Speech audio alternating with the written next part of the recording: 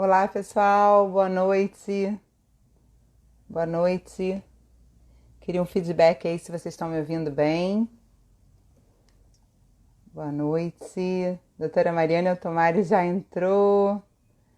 Pessoal, vou pedir para que vocês, enquanto eu convido aqui a doutora Mariana Otomari, por favor, vocês vão enviando esse aviãozinho para os amigos.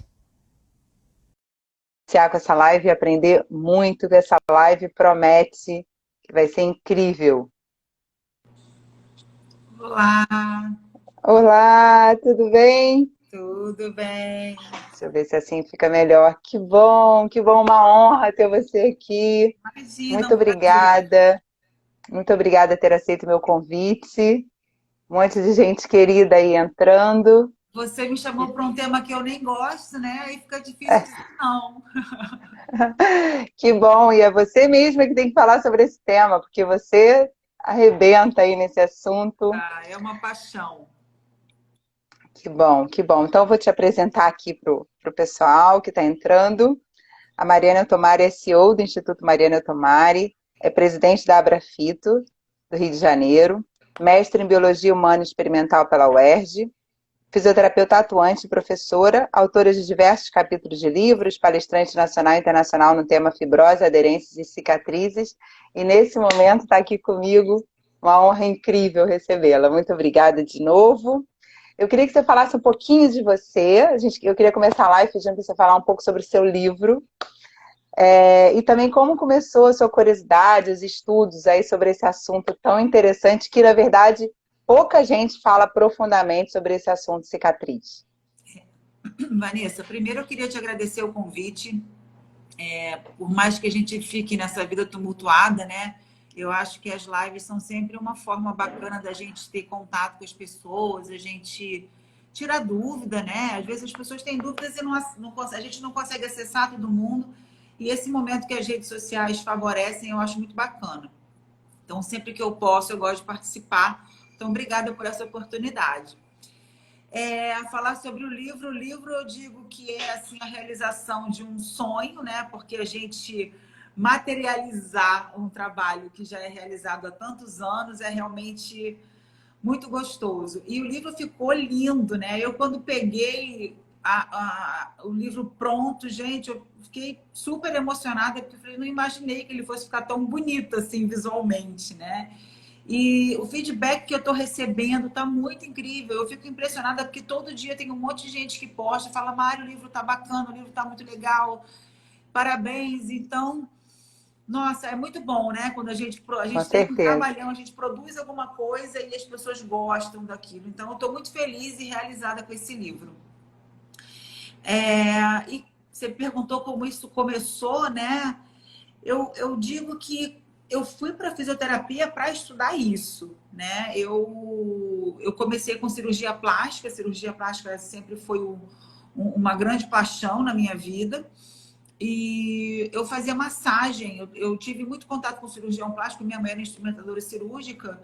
Então, antes de ser fisioterapeuta, eu era massagista, eu fazia massagem nas pessoas operadas e eu assistia a cirurgia, né? Então, o fato de ver, né, a cirurgia, aquilo eu pensava, gente, como é que essa pessoa fica depois, né? Como é que vai ser isso? Isso sempre foi uma coisa muito curiosa para mim. Até que um dia eu fiz uma lipo e veio uma pessoa fazer massagem em mim. Eu falei, gente, isso não é possível que esteja certo, é muita dor, não dá, a gente precisa estudar um pouco mais sobre isso. E foi o que eu fiz. Então, eu entrei na faculdade no ano de 1995, já querendo saber o que a gente fazia com cirurgia plástica. E na época todo mundo falava, isso não é fisioterapia, né? Isso aí é estética, isso não tem na fisioterapia. Só que eu queria buscar aquela questão da recuperação funcional, né? Aquela coisa bonita que o aluno de fisioterapia almeja, né? Quando ele escolhe a fisioterapia. Então, eu passei minha faculdade inteira estudando e tudo que eu aprendia na faculdade, eu tentava levar isso para os meus pacientes de cirurgia plástica.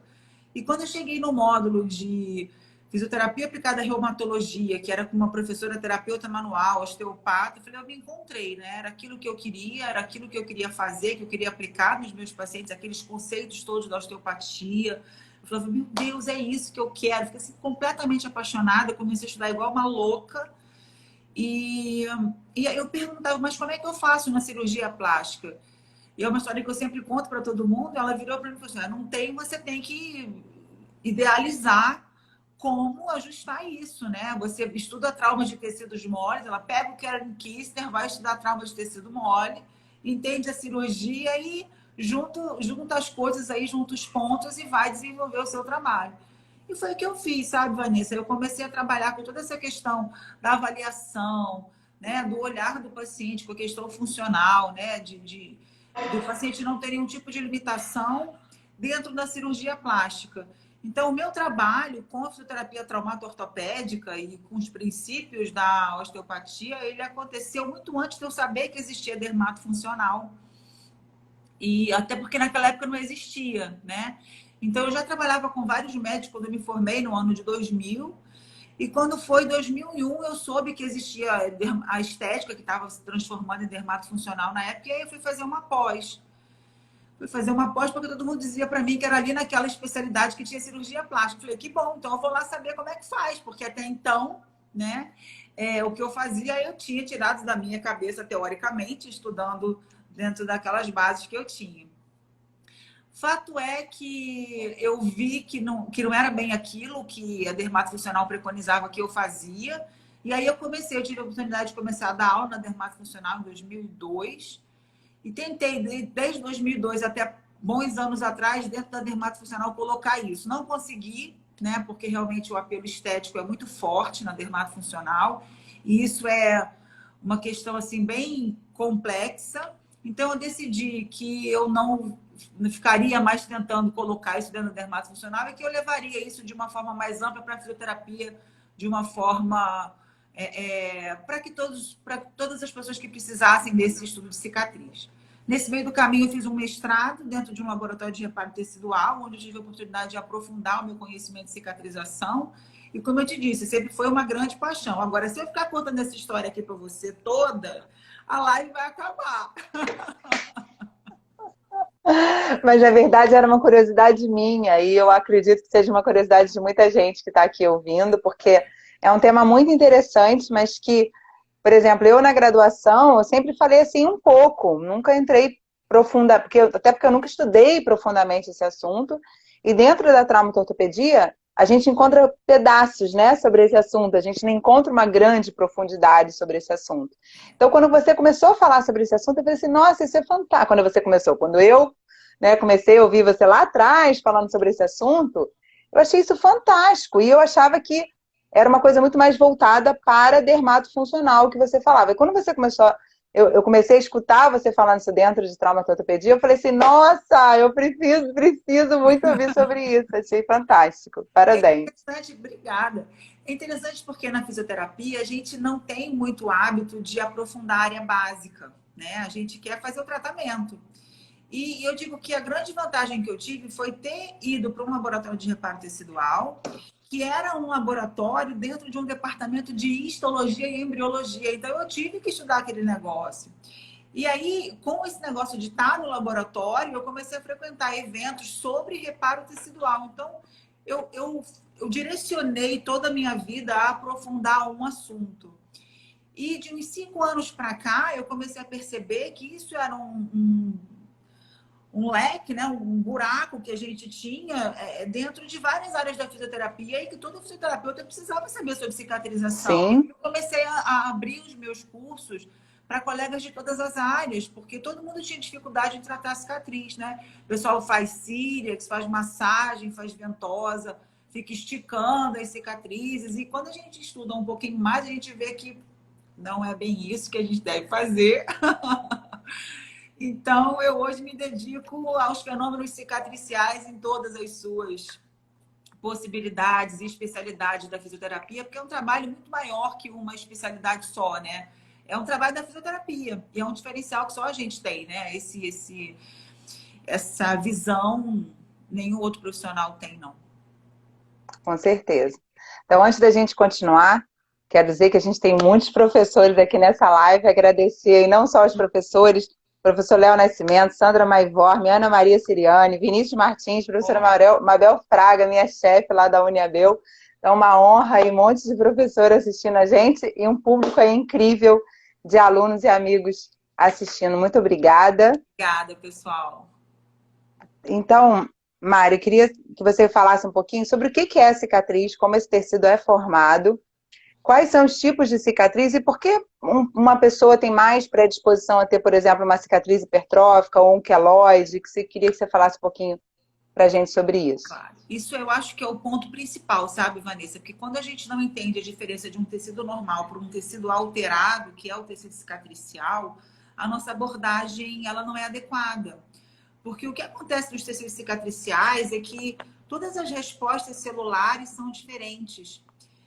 A gente não tem as respostas da mesma forma do tecido normal, justamente pela quantidade alterada de fibras nesse tecido, principalmente de fibra colágeno. Então, a fibra colágeno é uma fibra que dá muita resistência aos nossos tecidos. Então, se eu tenho uma cicatrização excessiva, eu tenho muito colágeno, muita resistência. E essa resistência que vai estar na matriz extracelular, ela altera completamente o comportamento metabólico das nossas células, que são as células que produzem a matriz. Então, quando a gente tem fibrose, quando a gente tem tecido cicatricial excessivo, esse próprio ambiente tecidual, ele se retroalimenta, né? Então, se a gente não faz um tratamento adequado, a gente não consegue romper esse ciclo de fibrogênese, e aí a gente não consegue resolver nunca. É aquele paciente que na hora melhora, mas ele volta. Melhora e volta. A gente não consegue dar alta, porque a gente está provocando um estímulo, né? Então, hoje a gente já sabe muito sobre esse fenômeno, né? Sobre essas respostas celulares mediante as forças mecânicas. Isso se chama, a ciência que estuda isso chama mecanobiologia, né? E o processo pelo qual a célula percebe esses estímulos se chama mecanotransdução. Essa mecanotransdução é o fenômeno de percepção de diversos tipos de forças. As forças mecânicas manuais são uma delas, né? Então, é bacana a gente conhecer isso para que a gente dose os nossos tratamentos, para que a gente não conduza respostas inadequadas que a gente não quer. E o que a gente já sabe muito hoje é que essa mecanobiologia é o que vai... Essa mecânica tecidual é justamente o que vai conduzir todo o processo de cicatrização. Então, esses pacientes que a gente fala que tem tendência maior, na verdade, isso não existe uma tendência maior. Você vai ver que são cicatrizes, às vezes, perto de áreas de movimento, né? Então, o que a gente já sabe hoje é que a cicatrização é completamente influenciada pelas forças mecânicas dos tecidos adjacentes. Então, quando a gente fala em tratar a cicatriz hoje, né, eu deixo isso muito claro no livro, a gente não tem que tratar a cicatriz em si. A gente tem que tratar os tecidos que estão em volta da cicatriz, que é para que a gente consiga dar condições para aquela cicatriz evoluir, né? Então, a visão dos vetores de lesão e como são essas camadas teciduais e na direção que estão esses bordos de lesão, isso é imprescindível para a gente abordar um tratamento adequado. Maravilha. Quais são as informações que uma cicatriz ela manda para o nosso sistema nervoso central, para o nosso cérebro? Você pode falar um pouquinho para a gente sobre isso? Aí vai depender de muita coisa, sabe, Vanessa? Eu tenho sempre muito cuidado quando me perguntam essas informações assim nas lives, porque a gente tem que ter um cuidado muito especial. Eu vejo muito isso nos posts, né? Ah, você tem uma cicatriz, você vai ter dor. Nem sempre. Então, a gente tem que ter muito cuidado com as informações que a gente passa para os nossos pacientes, porque uma pessoa pode ter um montão de cicatriz e não ter nenhum sintoma, né? Senão vira um nocebo, né? Exatamente. Então, você tem cicatriz, você fez cesariana, você vai ter dor lombar. Não necessariamente, né? Agora, nesses 20 anos aí de estrada, eu tenho tentado pegar trabalhos clínicos, tem muito pouca coisa sobre pesquisa clínica de cicatriz, até porque você vê, a gente não tem interesse nisso, muita gente não tem interesse, ninguém está nem aí para cicatriz, então a gente ainda tem muito pouca coisa, né? A gente tem muita coisa experimental, uma grande quantidade de pesquisas com cicatrizes de queimaduras, mas muito pouco com ortopedia, muito pouco, até com cirurgia plástica tem pouco, né? Muito para queimadura. E as propostas terapêuticas são baseadas em massagem, em alongamento. Então, se você pega a mecanobiologia, que é uma ciência nova, começou a se falar disso por volta de 2003, 2005, quer dizer, isso em termos de abordagem terapêutica nem nasceu ainda, né? Ainda está gestando a mecanobiologia. A gente não tem ainda pesquisa clínica sobre isso. Eu estou coletando dados, né, dentro da minha escola, mas para eu ter um N razoável, isso vai demorar ainda um pouco para a gente conseguir, Claro. do jeito que a gente quer. Não adianta pagar e publicar, não é esse o objetivo, né? Eu quero realmente construir um trabalho clínico bem legal para que a gente tenha realmente um respaldo bacana desse tratamento. Mas a grande questão é a gente perceber o volume dessa cicatriz, a profundidade dessa cicatriz, porque o que mais afeta numa cicatriz é justamente a quantidade da presença de tecido cicatricial.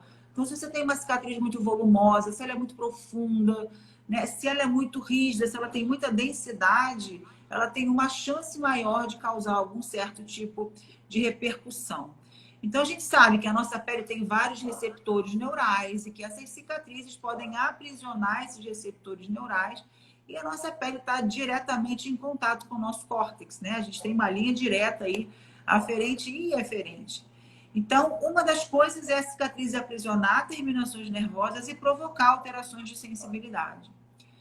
Uma outra questão que eu vejo, assim, gritante, né, dentro da clínica, é o paciente que tem cicatriz, mas é um paciente emocionalmente comprometido, ele vai ter uma série de repercussões por conta daquela cicatriz que não necessariamente são por conta do tecido cicatricial. Ele vê aquela cicatriz como um machucado, como uma área inerte. Então, ele começa a isolar toda aquela região do corpo em que está aquela cicatriz, e isso gera uma série de compensações neuromusculoesqueléticas que podem trazer complicações mesmo, né? Então, é muito importante que a gente trabalhe esses tecidos cicatriciais para que o paciente não coloque isso como um empecilho e comece a mudar todo o seu corpo por conta da presença daquela cicatriz, que muitas vezes nem está realmente afetando. Então, isso é uma coisa que eu vejo muito, né? Então, por exemplo, paciente mastectomizada, ela sofreu um câncer, ela teve uma cirurgia, ela trava todo o corpo, o ombro, né, protuso para frente, vem toda uma questão postural alterada por conta de ter sofrido uma cirurgia. Então, isso é uma coisa bem que chama muita atenção na clínica.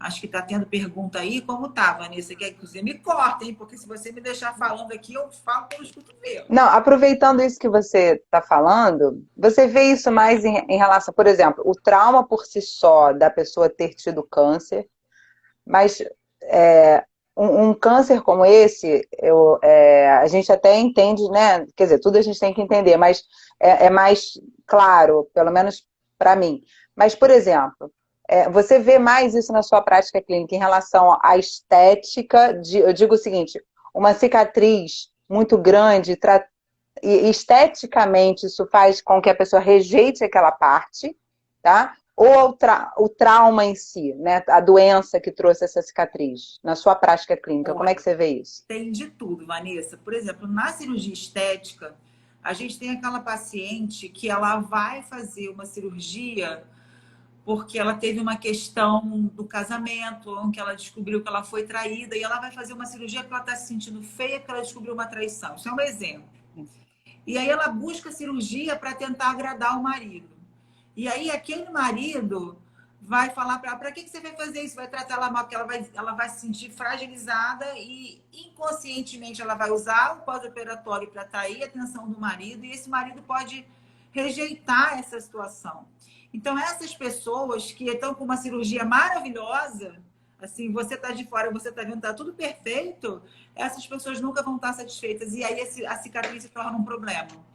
Então, nossa, isso é papo aqui para 3 dias de live, né? Imagina. É uma questão muito comum. Quando a mulher busca uma cirurgia para ficar mais bonita, ela tá mais bonita, o resultado da cirurgia tá ok, mas a questão dela não era aquela, era outra questão. Então, existe essa queixa. E aí a cicatriz vira um problema. Porque a cicatriz vai representar não só a cirurgia, mas toda aquela problemática que ela tentou resolver e não conseguiu. Então, isso aí né? Agora, tem aquelas mulheres que fazem uma cirurgia, outra, 3, 4, 5. Você vê que aquelas cicatrizes estão todas limitantes, o negócio está tudo amarrado e a pessoa não está nem aí, está ótimo, ela está feliz porque ela fez a cirurgia que ela queria. Então, é muito difícil, Vanessa, eu te responder de uma forma, é assim. Abrangente, né? A variabilidade de respostas dos pacientes, seja por uma patologia, seja por um câncer, ou seja por uma complicação estética, isso é gigantesco. Eu já tive casos de pacientes que estavam super bem no pós-operatório e sentiam dor, e sentiam dor, e sentiam dor, aquela dor inexplicável. E o cirurgião ligando para mim, Mari, o que está acontecendo? O que está acontecendo? Falei, pera que eu vou descobrir. E aí eu investigando. Ah, porque a minha amiga colocou uma prótese, teve uma infecção e teve que tirar a prótese. Quer dizer, na cabeça dela aquilo também ia acontecer. E aí a pessoa começa a sentir dor na mesma mama que era a prótese da amiga. Então tem umas coisas assim muito interessantes. E isso, o estudo da neurociência da dor ajuda pra caramba, né? Quando você Com começa a certeza. entender esses fenômenos, nossa, fica mais fácil da gente entender. E aí eu lembro que essa paciente eu segurei assim, apoiei a mão no braço dela, olhei bem no olho dela e falei, isso não vai acontecer com você, você tá bem. Aí ela, você tem certeza? Eu falei, tenho certeza, você não tem nenhum sinal clínico de infecção, você tá bem, não pense isso. Aí ela sentou na maca assim e falou, Mari, minha dor passou. É assim, então nossa, tem muita história. Eu vi que agora o próximo livro é de história dos meus pacientes. Aí esse eu também vou escrever um. Acho que cada fisioterapeuta aí, com muito tempo de formado, a gente tem como escrever um livro sobre isso. São muitas histórias, né? Com certeza. Profissão linda que a gente escolheu, Nossa, muito linda. muito bacana. Na sua concepção, Mari, tatuagem é uma cicatriz? Sempre me faz essa pergunta em sala de aula. E eu falei assim, vamos perguntar para uma especialista agora. Não. Vanessa, a gente tem aí várias linhas, né, de dentro da fisioterapia. A gente tem coisas mais holísticas, né? Então, assim, eu hoje, depois de tanto querer forçar o meu ponto de vista, eu entendi que eu não tenho que forçar nada. Por isso que eu hoje tenho o meu instituto, a minha escola, e quem quer o que eu tenho para oferecer, eu tenho. Mas eu não dou aula mais em pós-graduação nenhuma, porque o que eu faço, para mim, é o que faz sentido, mas não é o que faz sentido para muita gente. Então, eu hoje aprendi a respeitar isso. Depois de sofrer muito, de achar que eu tinha que colocar a minha verdade para todo mundo, hoje eu desisti. Então, eu digo assim, na minha visão, não, tatuagem não é uma cicatriz. Mas tem gente que vai te dizer que sim, que é, né? Eu não consigo visualizar, não. Mesmo que ela dê algum problema, ou que ela fique... Porque tem tatuagens que ficam mais altas. Mas aí não é uma questão da tatuagem em si, é uma questão do É uma... processo inflamatório que gerou uma cicatriz. Aí ela vira uma cicatriz, entendeu? Agora, a presença do pigmento no tecido, não. Óbvio que na hora que você faz a tatuagem, você vai ter uma inflamação porque você lesou. Sempre que você lesa o tecido, você provoca uma inflamação. E essa inflamação, a resposta inflamatória é sempre proporcional à quantidade de dano. Então, se você machucou muito, você vai ter uma inflamação muito exacerbada. Se o dano é pequenininho, a inflamação vai ser suavezinha. Então, se você faz uma tatuagem que é uma coisinha pequenininha, a tua resposta inflamatória vai ser menor. Agora, se você tatua o braço inteiro, a tua chance de ter um processo inflamatório maior e até desenvolver uma cicatriz ali pelo dano, não pela tinta em si, que tem gente que fala que é a presença da tinta, né? Não, a minha pergunta mais é pelo dano mesmo, não pela tinta. Exatamente. Mas aí se foi o dano, o organismo ele é muito esperto, né? Ele cicatriza. Normalmente, os grandes problemas da cicatrização são quando a gente atrapalha a cicatrização. Porque a cicatrização lá é inflamação, proliferação e remodelagem. O que é remodelagem? É evoluir tudo aquilo que formou. Qual é o grande problema? Quando a proliferação não para, ela não passa para remodelagem, porque a gente fica estimulando tanto, a gente quer fazer tanta coisa pela cicatrização, que a gente não deixa a remodelagem acontecer. E aí a gente causa o problema. Né? Então, se a gente fica catuca a cicatriz, fica mexendo, aí realmente você vai criar um problema maior para o seu paciente, que é o que a gente mais vê hoje, né? fez a cirurgia, aí faz um monte de equipamento, faz um monte de coisa, faz um monte de tratamento demais, todo dia, 2 vezes por dia. Aquilo é estímulo demais para o corpo e você acaba mantendo a fase proliferativa ativa e retardando a remodelagem. Então, na tatuagem, você só vai ter algum tipo de repercussão se você realmente causar um dano e esse dano não seja reparado normalmente, como é num paciente rígido, né? Sem nenhum tipo de deficiência. Maravilha. Muito bom aí, galera. Vocês têm um monte de aluno meu aqui de graduação e pós-graduação, tá aí a resposta vindo da fonte. Mari, quais testes a gente pode usar para avaliar uma cicatriz, para ter certeza, ou pelo menos dar uma luz aí se realmente ela está interferindo no sintoma? Então, por exemplo, a gente usa, chegou um paciente com uma cervicalgia, é um paciente que fez uma cesariana, e a gente quer ver se aquela cervicalgia, se aquela cicatriz está interferindo naquela cervicalgia. Tem alguma coisa sobre isso? Ou se tem na literatura, ou se você usa na sua prática clínica? Então, antes de mais nada, eu gosto de perceber o tecido em si, né? Se ele está bloqueado, se você tem o deslizamento das interfaces teciduais adequadamente. E aí, depois que eu trato aquilo, eu vou avaliar a amplitude da coisa. Então, eu não sei se eu vou numa mão diferente, porque dentro da osteopatia, por exemplo, a gente tem algumas... A gente, não porque eu não sou osteopata, mas eu leio muito e converso com muitos amigos osteopatas, mas existem avaliações específicas para isso, em que você provoca um movimento para provocar o sintoma e depois você leva a cicatriz junto para o movimento que você está buscando. Se você não tiver o sintoma, teoricamente, aquilo é uma causa da cicatriz, né? Então, isso é um teste que na osteopatia se faz muito. Sim. Na ortopedia, eu não sei. É por ele mesmo que eu estou te perguntando, porque eu queria saber o que você acha desses testes que a gente usa dentro da osteopatia. Na ortopedia, eu não conheço esse, né? Eu nunca ouvi falar dentro da ortopedia, da osteopatia, eu escuto bastante. Então, eu acho que é válido, porque você está realmente tirando o sintoma quando você leva o tecido para a direção da cicatriz, e isso é explicado de uma certa forma pela distribuição de forças de tecido conjuntivo, de face. Então, se você tem um bloqueio em algum lugar, você interrompe aquele deslizamento. E aí, quando você traciona, você está tracionando o receptor nervoso também, e isso vai gerar toda uma consequência mais ampla para o corpo. Mas eu sempre gosto de começar, antes de ficar fazendo vários testes, onde é a sua queixa? O que te dói? É aqui. E aí, normalmente, para mim, não chega um paciente que não sabe que tem cicatriz. Diferente de um consultório de osteopata. Eu tenho uma dor na cervical, e aí você vai perguntar se é cicatriz. Aqui a minha queixa a minha cicatriz me incomoda. Então, o meu nicho aqui é ir direto na cicatriz. Avaliar a cicatriz, se ela está causando algum tipo de falha nesse sistema de deslizamento, eu já resolvo isso rapidinho. Resolveu isso, aí eu vou ver. Tem alguma coisa que te incomoda? É o meu ombro, o meu joelho. E aí eu vou para... Mas aí, quando a pessoa vai ver, já melhorou. Porque se for da cicatriz, eu já tratei, entendeu? Então, Sim. é porque eu sou fominha. Eu vejo uma cicatriz ali, uma coisa presa, já quero logo resolver. Depois eu vejo o resto.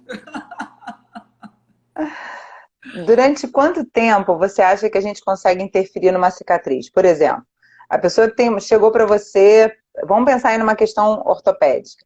O cara chegou com um problema na cervical e você verificou que aquela cicatriz está interferindo. Pode ser cervical, lombar, ou melhor. E a gente viu ali que a cicatriz está interferindo. E aquela cicatriz já tem 20 anos, por exemplo. Você acha que a gente ainda consegue atuar bem ali naquele tecido, seja na cicatriz ou em volta ali da cicatriz? Consegue, Vanessa. Sabe por quê? Na cicatrização, a gente não pode pensar em tratar tempo. A gente tem que tratar característica clínica. Então, se eu tenho uma densidade aumentada, essa densidade aumentada, como eu te falei mais atrás, a densidade ela vai gerar um processo de fibrogênese constante. Quando a gente tira essa densidade, os artigos chamam isso de offloading, né? Uma descarga mecânica tecidual, a gente normaliza o metabolismo celular. E isso acontece independente do tempo. Você tem essa característica presente, você reverte ela, você resolve. O que a gente não consegue resolver são, às vezes, características de complicações neurais, porque o nervo, se ele ficar comprimido por muito tempo, ele vai sofrer hipóxia e ele vai sofrer áreas de isquemia. E aí, quanto mais tempo o nervo fica sem o aporte sanguíneo, mais difícil é de você reverter. E aí, na questão neural, a gente não consegue. Mas na questão de mobilidade, eu já atendi um paciente aqui com 15 anos de cirurgia de joelho, ele fez eu não me lembro se foi reconstrução de LCA, não me lembro exatamente o que foi, eu me lembro que ele tinha uma fibrose, ele não fazia flexão total do joelho, 15 anos de pós-operatório, e aí ele caiu de joelho na rua e me achou no Google lá para tratar. Aí ele foi no fisioterapeuta que tinha feito o pós-operatório dele de joelho, e o fisioterapeuta falou que não tinha jeito, que era fibrose, que ele ia ter que conviver com aquilo. E aí ele foi para o Google procurar, me achou, veio aqui. Aí, quer dizer, ele já tinha fibrose da cirurgia, porque ele me falou que no tratamento dele ele fez muita força, né? O tratamento era comum, ele sentia muita dor. E aí ele caiu em cima daquela fibrose. Quer dizer, todo tecido rígido, com muita densidade, ele perde a capacidade de absorção de impacto, ele se rompe, né? Então, a física fala pra gente que todo corpo rígido, ele não consegue absorver esse impacto, distribuir esse impacto. O exemplo que eu dou em aula é a gente jogar um copo de vidro no chão, ele vai quebrar. Se jogar um copo de plástico, ele não vai quebrar. E os nossos tecidos são assim. Então, eles têm que ter, se o tecido é flexível, ele tem que ser flexível para cumprir o papel dele. Então, ele tinha essa fibrose no joelho que não deixava a flexão acontecer. E aí, ele tinha 15 para 16 anos de cirurgia. E teve esse novo trauma da queda. E aí a gente resolvi ele em 2 atendimentos e eu fiquei surpresa porque a perna dobrou. Eu falei assim, gente, eu fiquei assustada, porque eu fui fazendo como eu penso sempre, de primeiro liberar o deslizamento das interfaces, depois fazer o movimento articular e muscular. Porque eu penso que se a gente prepara o tecido adjacente para o movimento, a gente consegue ganhar muito mais, uma vez que o tecido contínuo frouxo é o que permite esse deslizamento de interface. Então, se o tecido frouxo está densificado, eu não posso forçar ele, porque quando eu forço, né, eu aumento a atividade celular para a produção de mais colágeno. Então, o trabalho é um trabalho todo voltado, respeitando essa fisiologia da cicatrização. Então, eu te digo, 15 anos, 20 anos, não importa. O que importa é você respeitar essa característica mecanobiológica do tecido. Maravilha. Eu percebo que eu me formei em 98, né? E você falou que se formou em 2000. Então, mais ou menos a mesma época. Eu cheguei a fazer estágio e ver muita gente trabalhando lá trabalhei muito tempo com joelho, né? E trabalhando e ganhando aquele arco de movimento com muita agressividade na marra, né? E ainda tinha aquele no pain, no gain, ou frasezinha danada, né? E o pior é que tem gente que ainda trabalha assim, né? Ou seja, a gente está em 2020, ainda tem gente que trabalha assim, querendo ganhar arco de movimento não só do joelho, mas seja do ombro, seja o que for na marra. E aí, corrobora aí com o que você acabou de falar, né? Então, eu tive alguns pacientes que, num pós-operatório de joelho, que aquele ponto da entrada do artroscópio ficou mais aderido do que a própria cicatriz, que é uma cicatriz também, mas aquela cicatriz a outra, né? A cicatriz maior lá do ligamento cruzado. Queria que você falasse um pouquinho sobre isso, assim, porque em determinados casos, mesmo a cicatriz menor, ela pode gerar mais aderência do que uma outra cicatriz maior. Então, Vanessa, tem uma coisa muito bacana que a gente precisa levar em consideração, que às vezes a gente avalia uma aderência, né? A gente fala que o tecido está aderido, só que o tecido que favorece esse movimento é a gordura. Se você reparar, todo tecido que tem mais gordura, ele mexe mais. Então, nas áreas que a gente tem pouca gordura, a gente tem uma tendência a menos movimento. Isso não quer dizer que seja aderência. O grande problema é quando a gente tem uma cicatriz numa região dessa, com pouca gordura. Porque a cicatriz, por mais que você trate, né, ela é um tecido cicatricial. Uma vez cicatriz, para sempre cicatriz. Ela nunca mais vai ter a característica normal dela. Então, o grande lance é a gente realmente aumentar esse deslizamento dos tecidos adjacentes, que é para a gente ganhar no entorno, porque aquele ponto ali vai ser sempre um ponto diferente. Agora, o problema é que por essa lei de mecânica, né, de tensões teciduais, a área da cicatriz, ela traz tudo que está em volta dela para o centro, para o local dela, numa força de contração de lesão. Então, todo tecido cicatricial, ele se contrai. Então, se você não tratar o tecido adjacente, você vai começar a ter uma área maior, aderida, limitada, por conta de um pontinho de cicatriz, né? E aí não adianta você ficar tratando só aquele pontinho, você precisa dar condição para todo o entorno também de fazer o offloading, para você ter equilíbrio de tensões extrínsecas, que a gente chama as tensões que estão em volta da cicatriz, e da tensão intrínseca, que é a tensão da cicatriz. Então, não é só a cicatriz, né? Tem toda essa questão do que está em volta, do que está profundo. Muitas vezes a gente trata passivamente a cicatriz, mas a gente precisa associar movimento articular e depois o movimento, a mobilização do tecido conjuntivo com o movimento ativo, que é para você atingir camadas mais profundas. Que se você pensar na cicatriz de uma cirurgia de joelho, como essa que você falou, ela está lá até a articulação. Então, se você só trata a pele, mas você não faz o movimento junto da articulação, você nunca vai conseguir o tratamento completo. Porque aquela cicatriz lá no fundo, na articulação, ela está trazendo da pele para a direção dela. Maravilha, eu vi que você fez a formação ou tá no seu livro lá sobre o Maitland, né? Você falando eu vi que você fez a formação da mobilização neural, da neurodinâmica, e aí essa visão fica fantástica, né? Porque você consegue perceber o que esse tecido, um tecido envolvido com o outro, e o quanto você consegue melhorar com a mobilização neural, por exemplo, uma cicatriz. E é o que eu digo, dependendo do caso, hoje, claro. sabe, Vanessa? Eu acabei de fazer um congresso há 2 semanas sobre cirurgia plástica, e era um congresso que era mais voltado para tecido cicatricial, e ele não teve nada de estética, ele foi todo voltado para ortopedia, né? Então, por que o fisioterapeuta ortopédico não consegue ver cirurgia plástica com a limitação funcional que ela traz? A gente precisa perder esse preconceito. Com Né? certeza. Os pacientes que estão sofrendo essas cirurgias plásticas, eles estão sendo atendidos com procedimentos estéticos. E aí esse paciente vai desenvolver dor crônica, vai desenvolver um monte de complicações, porque o fisioterapeuta que tem habilidade para lidar com ele não quer atender esse paciente porque ele acha que é estética. E não é, pessoal, não é. Perfeito, perfeito. Já li umas colocações suas sobre isso, pessoal. Vamos seguir lá a doutora Mariane Otomari no Instagram, porque tem umas colocações incríveis que tenho certeza que vai ajudar todo mundo nesse processo. Os estudos mostram como a gente consegue modificar as moléculas de colágeno, Mari. Como é que funciona esse mecanismo? Você já falou bastante sobre isso, mas é uma pergunta que um professor fala assim, Vanessa, faz essa pergunta, por favor. Tá bom. Então, a gente tem agora, mais recentemente, tem algumas coisas com ultrassom, né? O ultrassom, ele consegue visualizar exatamente o deslizamento de ultrassom de imagem, né? Ele consegue visualizar esse deslizamento de interface.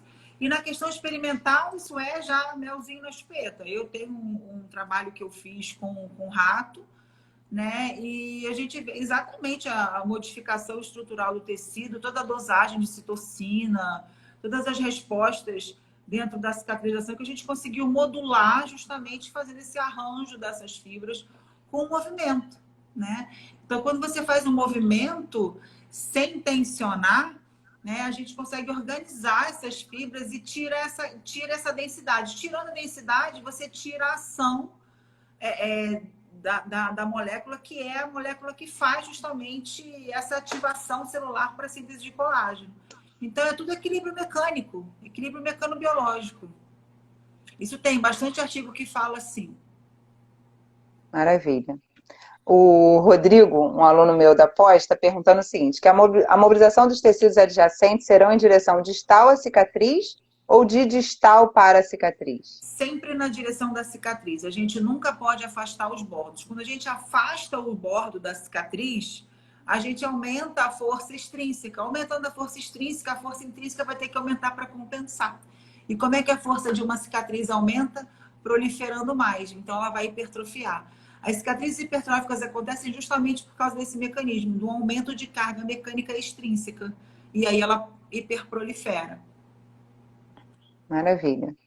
Muito bom. Explicando assim ficou fácil, Rodrigo, para entender com essa explicação super didática, ficou ó, mel na chupeta. E aí, vamos lá. Uma coisa que me trouxe muita curiosidade, uma postagem sua, já tem bastante tempo essa postagem, eu achei incrível, é que eu vejo muito fisioterapeuta sendo extremamente agressivo na hora de mobilizar uma cicatriz. E aí não jamais falando mal de instrumento, mas às vezes usa algum instrumento e faz lá uma liberação bem agressiva naquela cicatriz. E eu acho que o problema não é o instrumento tem seu momento, enfim, mas às vezes é a forma de abordar aquela cicatriz. Eu queria que você falasse um pouco para a gente sobre isso, porque muitos fisioterapeutas aqui acabam mobilizando a cicatriz de uma forma muito agressiva. Explica isso para a gente mais um pouquinho. Então, Vanessa, a gente foi criado dentro de uma linha que tem que quebrar a fibrose, né? Que tem que soltar a cicatriz. Isso ficou entranhado na nossa mente. É igual mãe quando fala alguma coisa que você não consegue. É uma consegue crença. Né? Fica um negócio, então, assim, gado marcado com ferro, assim, tem que quebrar a cicatriz. Eu fiz isso muitos anos, eu esticava todo mundo, dava aula esticando, porque a gente aprendeu com o Marcel Bienfait que a gente tinha que fazer uma tensão contínua e prolongada, tinha que esticar para organizar as fibras. Mas hoje a gente já sabe que as células respondem a estímulos mecânicos. Então a gente tem força de tensão, força de compressão, força de cisalhamento, são vários tipos de forças que modificam o metabolismo das células. Mas não é só isso, Vanessa. Tem também a velocidade de aplicação dessa força, por quanto tempo você aplica essa força e com que intensidade você aplica essa força. Então, quando você pega, isso são coisas experimentais, por isso que eu falo, é tudo muito novo, né? E eu me lembro que eu fui modificando a minha prática clínica conforme eu fui estudando essas coisas. Eu me lembro que em 2012, que eu estava no Congresso de Reparo Tecidual, que foi um congresso da European Tissue Repair Society, que é uma sociedade europeia que só estuda reparo em todos os seus fenômenos. E nesse ano de 2012, eles tiveram um momento especial do congresso só para falar de mecanobiologia. E aí eles mostraram isso, as respostas celulares frente às forças mecânicas. Aí eu fiquei assim, cara, eu tô fazendo besteira, não pode. Então, se eu tô fazendo... Mas melhora. Melhora, meu paciente fica lá meses comigo. Por que melhora? Porque eu trato a matriz, o esticar, o soltar, eu tratei a fibra, mas eu também estimulei a célula a produzir mais, então é enxugar gelo. Então, se eu quero um tratamento efetivo, eu não posso provocar a atividade da célula. O meu tratamento ele tem que ser muito bem dosado para que eu não cause estímulo. Entendeu? Isso não é fácil de fazer, Vanessa. Não é uma coisa simples, porque você tem que ter muita percepção do que você está provocando ali. Não é uma coisa que eu tenho que colocar para o tecido que eu quero. A gente tem que perceber até onde o tecido está indo, que é justamente para eu não fazer estímulos exagerados. Não pode provocar dor, né? Porque a gente tem aí vários estudos agora também da neurofisiologia da cicatrização, que mostram a importante participação dos neurotransmissores, principalmente substância P, na formação de cicatriz hipertrófica e fibrose. Então, se você machuca os nervos, né? Se você faz um dano no tecido que já está danificado, você, em vez de melhorar, você está piorando. Então, assim, aí o pessoal às vezes briga comigo, né? Eu lembro que teve um tempo aí, eu não lembro quanto tempo tem isso, que a gente, acho que começou com o Léo Costa. Ele estava falando da liberação instrumental, né? Da liberação miofascial instrumental. E sobre plausibilidade biológica, sobre raspadores, foi raspador. E aí eu lembro que a gente conversou, a gente fez vídeos sobre isso, eu, o Léo, e depois o Arthur Padão também entrou nesse bate-papo aí. Nossa, e a gente recebeu até ameaça, mandando tirar o vídeo do ar, né? Então, assim, aí assim, hoje eu quero paz, eu não quero brigar com ninguém, então eu falo assim, eu descobri a frase libertadora. São vários caminhos. Cada um escolhe o caminho que acha mais conveniente. Ó, eu agora, depois que eu fiz 40 anos, já tem 5 anos quase isso, eu quero paz. Você quer raspar? Raspa. Quando seu paciente cansar, você manda ele para cá que eu resolvo tudo que atrapalhou. Assim, aí a minha parte foi, ó, até peguei aqui para te mostrar, ó. Minha parte está aqui. Minha colaboração. Maravilha, muito bom. Então, tá de parabéns com esse livro. Aqui tem tudo a questão da mecanobiologia, o porquê, toda a referência disso. Eu brigo Fala onde o pessoal acha o livro, Mari, por favor. Então, no site da editora, porque na verdade eu fiz um contrato com uma editora que assim, eu não tenho nada. Eu fiz o livro e foi minha parte. Agora eu não vendo, não tenho. Deixa eu te falar fala o título do livro e a editora. A editora chama De Livros. E o livro é Fisioterapia em Tecidos Cicatriciais. Maravilhoso. Aí aqui Muito tem bom. Maitland, tem Mulligan, tem Neurodinâmica, né? Então tem Palmiro, tem Zé Vicente, tem Dan, tem todo mundo aqui junto comigo. Outros maravilhosos, muito bom. É, tem outra pergunta aqui que colocaram. Pediu para você falar um pouquinho sobre queimadura. Então, a queimadura, ela é uma lesão em extensão e às vezes muito profunda também.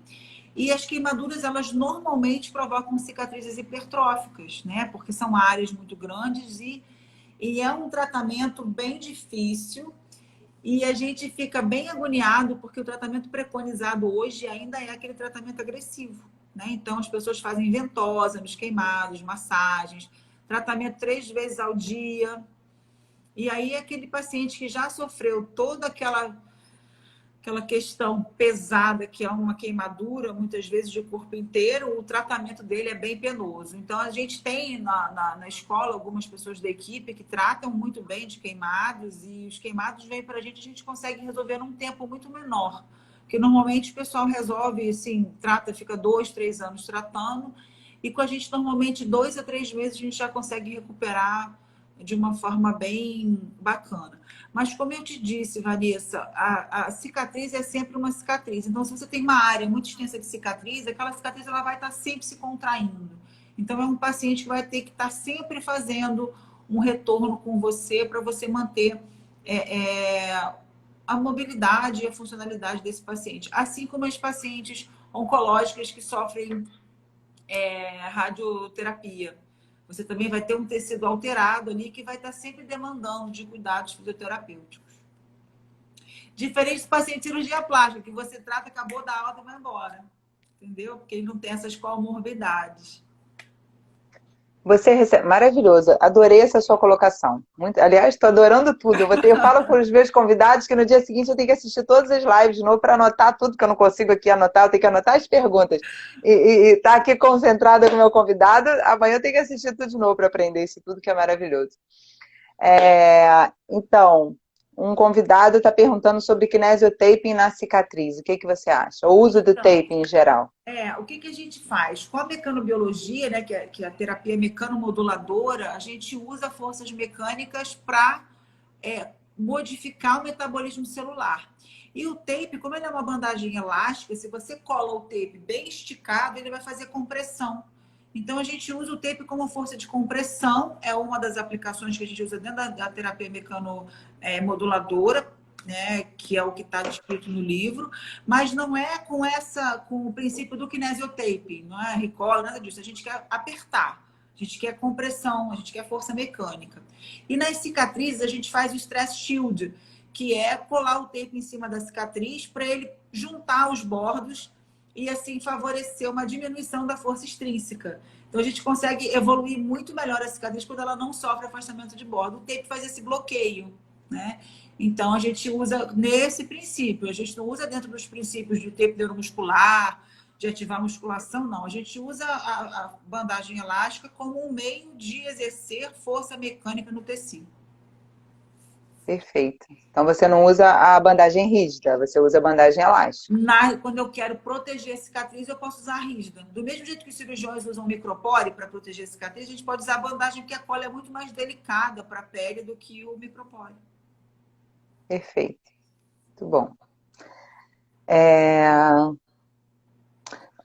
A Camila está perguntando sobre corticoide tópico e intralesional no queloide. O que você acha? O queloide e a cicatriz hipertrófica, eles são bastante diferentes histologicamente falando, tá? Então, por exemplo, a cicatriz hipertrófica é uma cicatriz que ela não remodela, ela não evolui, diferente do queloide. O queloide remodelou e depois ele teve uma hiperproliferação. O queloide ele é considerado um tumor benigno de pele. O queloide ele não tem tecido cicatricial, ele é um tecido normal excessivo, né? A estrutura dele não é uma cicatriz. Olha que louco isso. E a cicatriz hipertrófica é. Então, como você tem hoje na fisioterapia recursos para você controlar a ação das células, você usa compressão, por exemplo, você consegue reduzir as cicatrizes hipertróficas. O queloide não. Agora, em relação ao queloide, tem algumas revisões agora, né, uns guidelines sobre o queloide. Acho que o último que tem é de 2018, se não me engano, que eles... Tem muita gente que fazia corticoide para cicatriz hipertrófica e não é mais recomendado, porque a cicatriz hipertrófica ela involui, só para queloide mesmo. E muitas vezes o queloide ele vai ter que ser ressecado cirurgicamente, não tem como você só tratar com corticoide. Então é muito importante que a gente tenha uma parceria com um médico bacana, com um médico atualizado, porque você não precisa fazer injeção de corticoide numa cicatriz hipertrófica mais hoje em dia, né? Você trata com força mecânica. Mas operar ali, aí desculpa a minha ignorância, Mari, operar ali aquele queloide, não tem chance de vir um outro queloide? Me explica um pouco Então, sobre isso. tem. Por isso que o queloide é um grande desafio. Agora, o queloide é muito, muito engraçado porque as pessoas confundem muito a cicatriz hipertrófica com o queloide, né? O que é mais comum é a cicatriz hipertrófica. Sim. Né? O que é mais comum é a cicatriz hipertrófica. O queloide, ele não tem muita relação com a parte mecânica. A cicatriz hipertrófica é totalmente ligada à parte mecânica. Você vê que você tem queloide em lóbulo de orelha, que não tem força mecânica nenhuma ali, né? Então, é bem mais específico. Maravilha. Meu amigo professor Luiz Gonzaga, uma honra ter você aqui. Está perguntando o seguinte, Mari: situações que geram alterações de tecido como a endometriose, pode ser considerada uma cicatriz? Pode, uma fibrose. A endometriose é uma fibrose no útero e às vezes ela até espalha pela cavidade abdominal. Pode sim. Maravilha. Você usa muito o tratamento da cicatriz associado a movimento, pelo que eu entendi. Explica Sim. mais um pouquinho para a gente sobre isso. Então, eu trabalho com o equilíbrio mecanobiológico dos tecidos, né? O tratamento é a terapia mecanomoduladora, que pela liberação tecidual funcional, que é um trabalho que eu desenvolvi logo que eu saí da faculdade. Então, esse trabalho ele vem sendo aprimorado ao longo dos anos de acordo com os estudos da mecanobiologia. Então, o que a gente sabe hoje? Os nossos tecidos, mesmo os tecidos normais, eles precisam de movimento para que você tenha metabolismo normal. Se você não tem movimento, né, você desidrata os tecidos, você perde esse deslizamento de interface, e isso no tecido normal já é ruim. Numa cirurgia, se você já tem a questão da imobilização e mais a formação do tecido cicatricial, você aumenta muito, exponencialmente, a chance de você ter uma disfunção neuromúsculo-esquelética, pela imobilidade e pela presença do tecido cicatricial.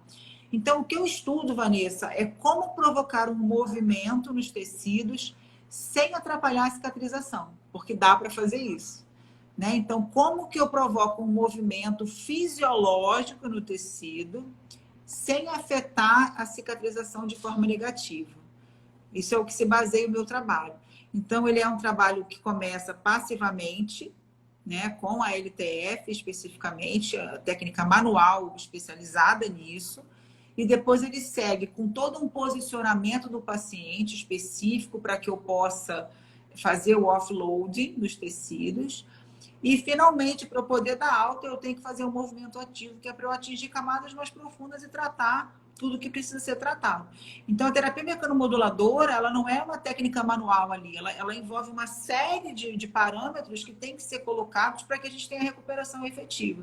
E tudo baseado em movimento, nas suas mais variadas nuances, né? E tanto passivo como ativo. Fantástico, fantástico.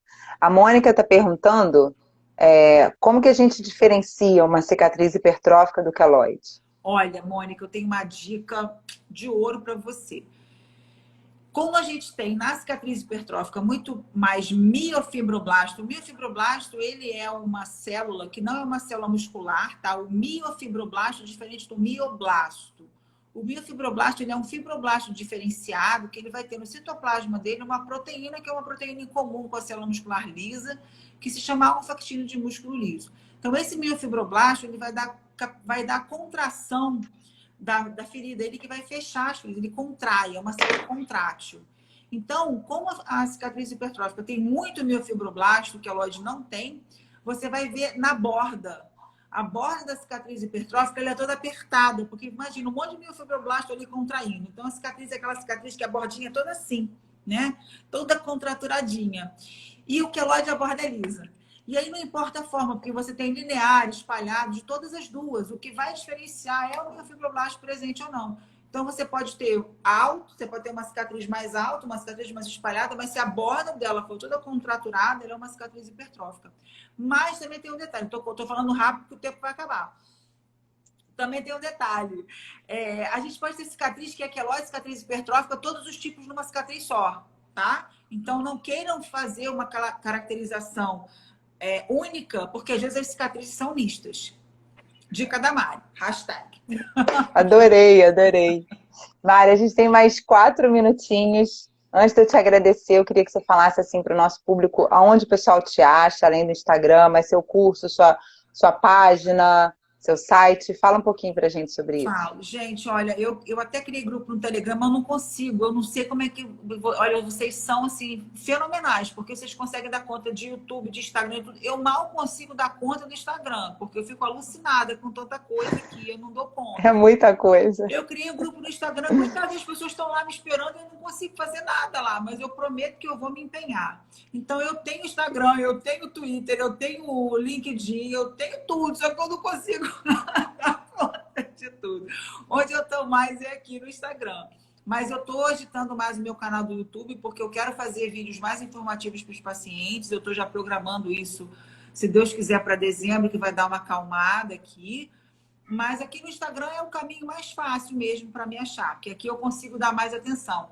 Apesar de no direct, às vezes eu tenho 300 coisas lá num dia e eu não dou conta de responder todo mundo, a pessoa vai ficar bravo comigo, mas é mais fácil assim, escrever alguma coisa no post, porque aí eu consigo dar um feedback melhor, porque o direct, gente, às vezes eu não dou conta, aquilo fica lotado e eu fico alucinada e não consigo. Mas a sua escola? Então, a minha escola é o Instituto Mariana Altomari, que eu sempre divulgo as atividades aqui no Instagram, né? Então, a gente tem um curso voltado para cirurgia plástica e tem o curso de fisioterapia e tecidos cicatriciais, que é justamente toda essa questão da mecanomodulação que a gente conversou aqui. Esse curso de tecidos cicatriciais, ele acontece no Rio, acontece em São Paulo, acontece em algumas cidades. E o curso de cirurgia plástica, ele vai correr o Brasil inteiro. Já enquanto você estava aqui falando, pessoal, tô doida para você chegar na minha cidade, tô doida pelo seu curso, tô doida pelo seu livro. Olha, você está de parabéns. Então, antes, obrigada, vou dar meus recados finais e vou te agradecer. Então, pessoal, todas as quartas-feiras, às 18 horas, estamos aqui com convidados fantásticos, fantásticos, como vocês viram, essa live hoje incrível. E na semana que vem a gente vai ter a professora Viviane Maduro, fisioterapeuta, osteopata pela OAB.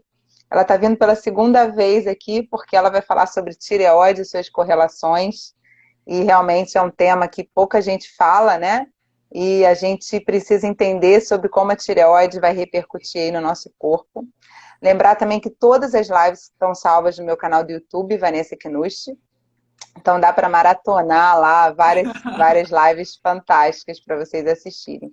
Mari, quero te agradecer muito, foi uma honra, foi uma live sensacional. Você está de parabéns. Nossa, oi? Foi rápido, voou. Voou, mas voa sempre. Agradecer o público que está aqui assistindo, professores maravilhosos que muito me honram, professora Mônica, Ivan, todos os que eu já falei, professor Clóvis Munhoz, vários professores, médicos, fisioterapeutas, a gente tem de tudo aqui, osteopatas, quiropratas. Então, pessoal, muito obrigada. Mari, dá seu recado final e, olha, muito obrigada, estou muito honrada. Obrigada. Gente, para mim é um prazer e muito obrigada pela companhia de todos. Desculpem vir com uma coisa tão diferente para vocês, mas eu tenho que dar o meu recado, gente. Vamos atualizar.